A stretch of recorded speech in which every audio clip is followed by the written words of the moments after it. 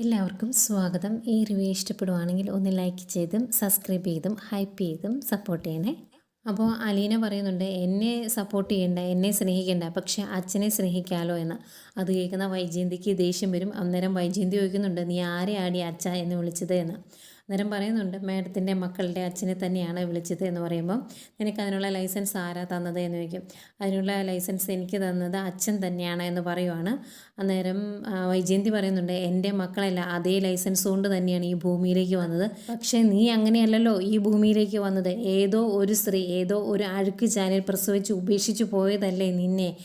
നിനക്ക് എന്ത് യോഗ്യതയാടി എൻ്റെ മക്കളുടെ അച്ഛനെ അച്ഛാന്ന് വിളിക്കാൻ എന്നൊക്കെ വൈജയന്തി പറയും. അന്നേരം അലീന പറയുന്നുണ്ട്, അത് എന്തെങ്കിലും ആയിക്കോട്ടെ, എനിക്ക് ഇങ്ങനെയൊരു അധികാരം തന്നത് അച്ഛൻ തന്നെയാണ്, അത് വേണ്ടെന്ന് വെക്കാൻ എനിക്ക് ഉദ്ദേശവുമില്ല എന്ന് പറയും. എന്നിട്ട് വൈജയന്തിയോട് പറയുന്നുണ്ട്, മേഡം എന്നെ ഇങ്ങനെയൊക്കെ പറയുമ്പം നേരത്തെ എനിക്ക് ഒരുപാട് വിഷമവും സങ്കടവും ഒക്കെ വരാറുണ്ട്. രാത്രിയിൽ പോയി കിടന്ന് ഞാൻ കരഞ്ഞു തീർക്കാറുണ്ട് അത്. പക്ഷേ എനിക്കിപ്പോൾ അങ്ങനെയല്ല, സങ്കടവും വിഷമമൊക്കെ ഉണ്ട്. അപ്പോൾ അത് എന്നെ ഓർത്തിട്ടല്ല, മേഡത്തെ ഓർത്തിട്ടാണ് എന്ന് പറഞ്ഞിട്ട് അലീന അങ്ങോട്ട് പോവാണ്. ഭയങ്കര ദേഷ്യം വരുന്നുണ്ട്. നേരെ റൂമിലേക്ക് പോവാണ് ഡ്രസ്സ് മാറാൻ. അത് കഴിഞ്ഞ് അടുക്കളയിലേക്ക് വരുവേ. വന്നിട്ട് അപ്പുറമൊക്കെ നോക്കിയിട്ട് പച്ചക്കറി എവിടെ ഇരിക്കുന്ന എന്നൊക്കെ നോക്കിയിട്ട് എടുത്ത് അത് കട്ട് ചെയ്യുക. അന്നേരം അലീന വന്നിട്ട് പറയുന്നുണ്ട്, മാഡം കറികളെല്ലാം ഉണ്ടാക്കി കഴിഞ്ഞു, സാമ്പാറിന് താളിച്ചിട്ടു, അങ്ങനെ എല്ലാ കറികളും റെഡിയായി എന്ന് പറയുമ്പോഴേക്കും വൈജയന്തി ദേഷ്യപ്പെട്ട് പറയുന്നുണ്ട്, നീ ഉണ്ടാക്കുന്ന കറികളോ ഭക്ഷണമോ ഒന്നും എനിക്കോ എൻ്റെ മക്കൾക്കോ വേണ്ട, ഞങ്ങൾക്കുള്ളത് ഞങ്ങൾ ഉണ്ടാക്കിക്കോളാം എന്ന് പറയും. അന്നേരം അലീന പറയുന്നുണ്ട്, അങ്ങനെ പറയല്ലേ, ഭക്ഷണത്തോട് അങ്ങനെ ഒരു വേർതിരിവ് കാണിക്കില്ലേ, ഞാൻ നിങ്ങൾക്ക് എല്ലാവർക്കും വേണ്ടിയെല്ലാം ഉണ്ടാക്കിയത് എന്ന് ചോദിക്കുമ്പം വൈജയന്തി പറയുന്നുണ്ട്, നീ ഉണ്ടാക്കിയ ഒരു സാധനവും ഞങ്ങൾക്ക് വേണ്ട, നിൻ്റെ ആവശ്യം ഈ വീട്ടിലില്ല എന്നറിഞ്ഞിട്ടും ഇവിടെ അള്ളിപ്പിടിച്ച് നിൽക്കുന്നതല്ലേ നിൻ്റെ സ്വഭാവം.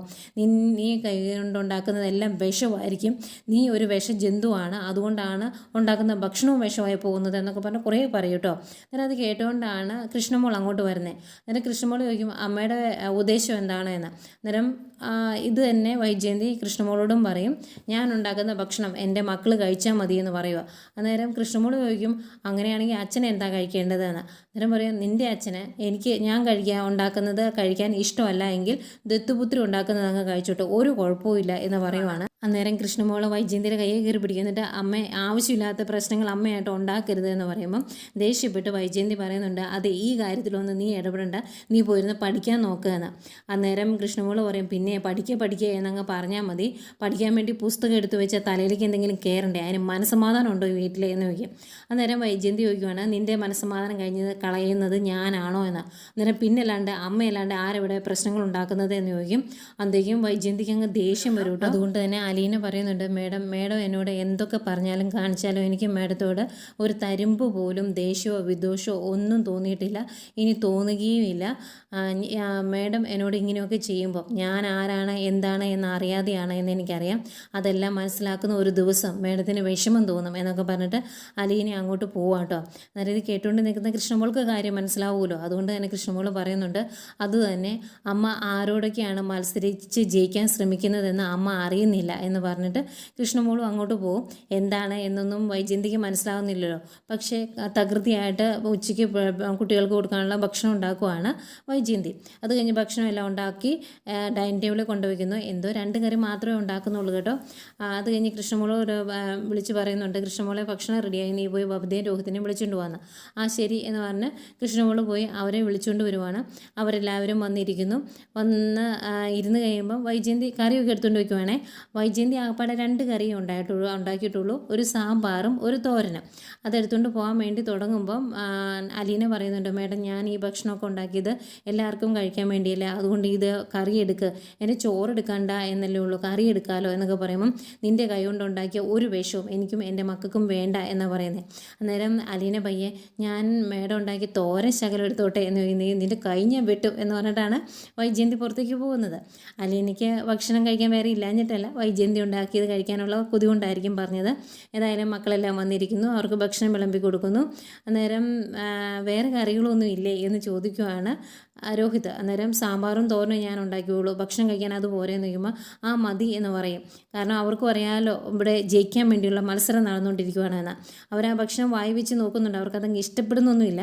അന്നേരം പുളിശ്ശേരി ഇല്ലേ എന്നൊക്കെ ചോദിക്കുന്നുണ്ട് രോഹിത്. അന്നേരം ഒന്നുമില്ല എന്ന് പറയും. ഏതായാലും കൃഷ്ണമോൾ അവിടെ ഭക്ഷണം കഴിക്കാൻ വന്നിരിക്കുന്നു. അന്നേരം അലീന അവൾ വേറെ ഫുഡ് ഉണ്ടാക്കിയോ എന്ന് ചോദിക്കും അവർ. അന്നേരം പിന്നെ അവൾ ഉണ്ടാക്കിയ ഫുഡ് അച്ഛനും അതുപോലെ ദത്തുപുത്രിക്കും ഉള്ളതാണ്. അവളുടെ കൈ കൊണ്ടുണ്ടാക്കിയ ഒരു ഭക്ഷണം എൻ്റെ മക്കൾ കഴിക്കണ്ട എന്നൊക്കെ പറഞ്ഞ് ഒരു വിശദീകരണമൊക്കെ കൊടുക്കുകയാണ്. അന്നേരം അത് കേൾക്കുന്ന കൃഷ്ണമോൾക്ക് ചിരി വരുവേ. കൃഷ്ണമോൾ ചിരിക്കുമ്പോൾ നീ എന്തിനാടി ഇരുന്ന് ചിരിക്കുന്നത് എന്ന് ചോദിക്കുമ്പോൾ ഒന്നുമില്ല അമ്മയുടെ വിശദീകരണം കേട്ടിട്ടാ എന്ന് പറയും. അങ്ങനെ കൃഷ്ണമോൾക്കും ഫുഡ് വിളമ്പി കൊടുക്കുന്നു. അത് എടുത്ത് വായിലോട്ട് വെച്ച് കഴിയുമ്പോൾ കൃഷ്ണമോൾ ചോദിക്കും ഇതെന്താ ഈ സാമ്പാർ ഇങ്ങനെ ഇരിക്കുന്നത്, ഇതിന് പുളി കൂടുതലാണല്ലോ എന്നിങ്ങനെ പറയും. അതുപോലെ തോരനെടുത്ത് വായി വെച്ചിട്ട് ചോദിക്കും ഇത് അടി പിടിച്ചായിരുന്നു, ഇതിന് കരിഞ്ഞ ചൊവ്വയാണല്ലോ, ഇതെങ്ങനെ കഴിക്കുന്നത് എന്ന് ചോദിക്കുവാണേ. എന്നിട്ട് വേറെ കറികളൊന്നും അടുക്കളയിലില്ലേ അമ്മ എന്ന് ചോദിക്കും. അന്നേരം ഒരു കറിയും ഞാൻ വേറെ ഉണ്ടാക്കിയില്ല, ഇതങ്ങ് കഴിച്ചാൽ മതി എന്ന് പറയുവാണ്. അന്നേരം വേറെ കറി അടുക്കള ഉണ്ടോ എന്ന് ഞാൻ നോക്കട്ടെ എന്ന് പറഞ്ഞാൽ എഴുന്നേക്കുക. അന്നേരം ദേഷ്യം വരുന്നുണ്ട് വൈജയന്തിക്ക്. നീ അടുക്കളയിൽ പോയി വേറെ കറി ഉണ്ടോ എന്ന് തപ്പൊന്നും വേണ്ട, അത് കൂട്ടി കഴുകി വരിയാക്കിയ എന്ന് പറയുമ്പോൾ പിന്നെ എനിക്ക് എന്നെ അടുക്കളയിൽ കയറാൻ മേലെ എന്ന് പറഞ്ഞാൽ കൃഷ്ണമോൾ അടുക്കളയിലേക്ക് നോക്കാനായിട്ട് പോകും. അന്നേരം ബബിത വൈജയന്തിയോട് പറയുന്നുണ്ട് അവൾ അടുക്കളയിൽ പോയി അലീന ഉണ്ടാക്കിയ കറി എടുത്തുകൊണ്ട് വരും, അമ്മേ അവളെ കൊണ്ട് അത് കഴിപ്പിക്കരുത് കേട്ടോ എന്ന് പറയും. അങ്ങനെ അവർ പറഞ്ഞ പോലെ തന്നെ കൃഷ്ണമോൾ അടുക്കളയിൽ ചെന്നിട്ട് അലീനയോട് ചോദിക്കുന്നുണ്ട് വേറെ കറികളൊന്നും ഉണ്ടാക്കിയില്ലേ ചേച്ചിന്ന്. അന്നേരം ഉണ്ടാക്കി ഇതെല്ലാം നിങ്ങൾക്ക് വേണ്ടി ഉണ്ടാക്കിയതല്ലേ മോളെ എന്ന് ചോദിക്കും. നോക്കുമ്പം മീൻ വറുത്തതുണ്ട്, മോരുകറിയുണ്ട്, അതുപോലെ ചെമ്മീൻ ഫ്രൈ ഉണ്ട്. അന്നേരം ആഹാ ഇതൊക്കെ ഉണ്ടാക്കിയിട്ടാണോ തരാത്തെ, ഒരു കാര്യം ചെയ്യുക ഇതെല്ലാം ഒരു പ്ലേറ്റിലോട്ട് അങ്ങ് വിളമ്പ് എന്ന് പറയും. അന്നേരം അലീന അതെല്ലാം ഒരു പ്ലേറ്റിലോട്ട് വിളമ്പി കൊടുക്കുന്നു. ആ കറികളുമായിട്ട് കൃഷ്ണമോൾ ഡൈനിങ് ടേബിളിലേക്ക് വരുവാണ്.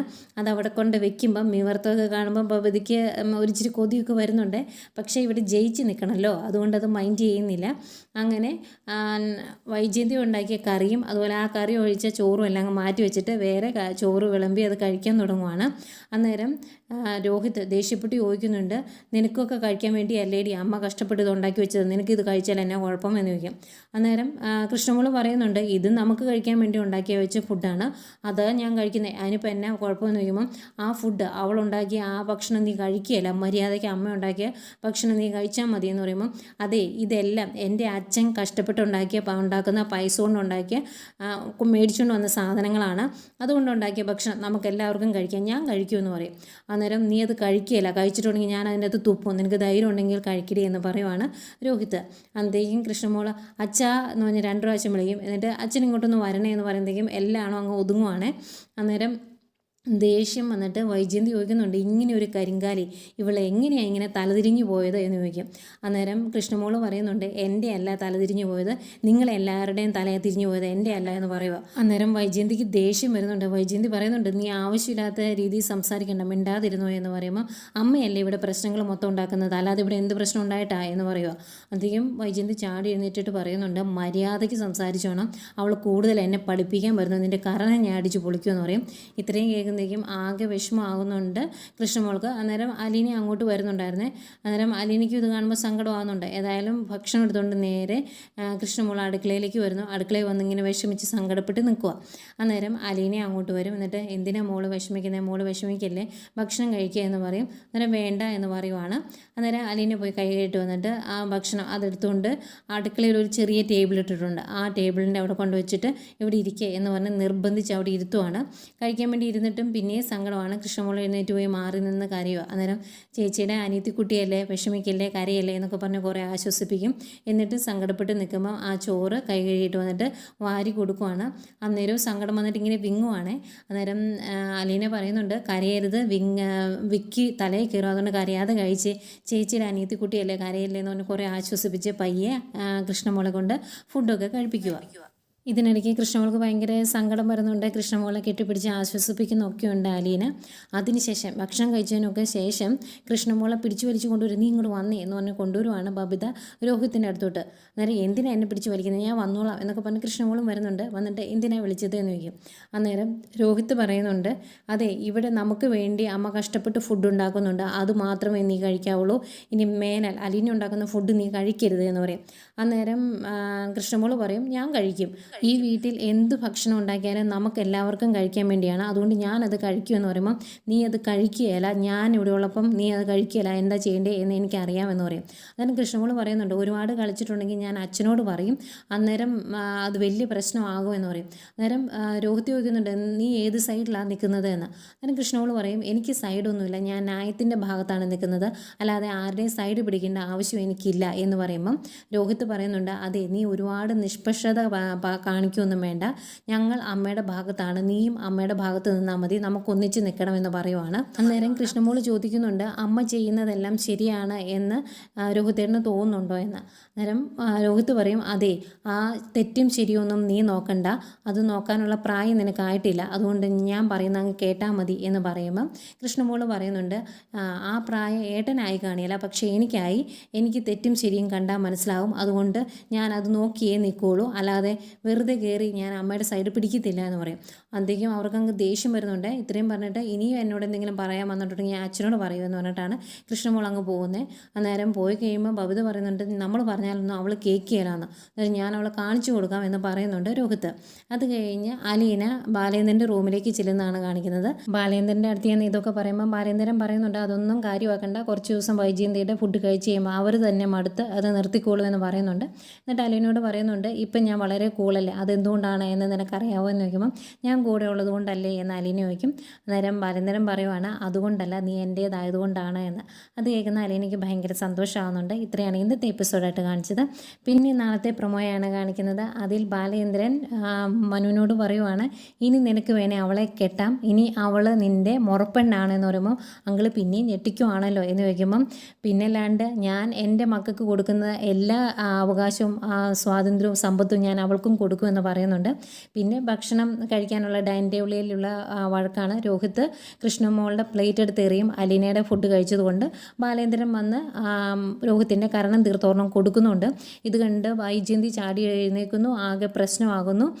ബാലേന്ദ്രൻ അങ്ങ് പോയി കഴിയുമ്പോഴേക്കും അലീനയോട് ദേഷ്യപ്പെട്ട് വൈജയന്തി പറയുന്നുണ്ട്, വളരെ സമാധാനത്തോടെ സ്വർഗം പോലെ കഴിഞ്ഞൊരു വീടാണ്, അത് ഈ പരുവത്തിന് എത്തിച്ചത് നീ ഒറ്റ ഒരുത്തിയാണ്, നീ ഒരു പിശാചാടി, ഇതെല്ലാം കണ്ട് നീ അങ്ങ് സന്തോഷിക്കുക എന്നൊക്കെ പറഞ്ഞ് അലീനയോട് ഭയങ്കരമായിട്ട് ദേഷ്യപ്പെടുന്നു.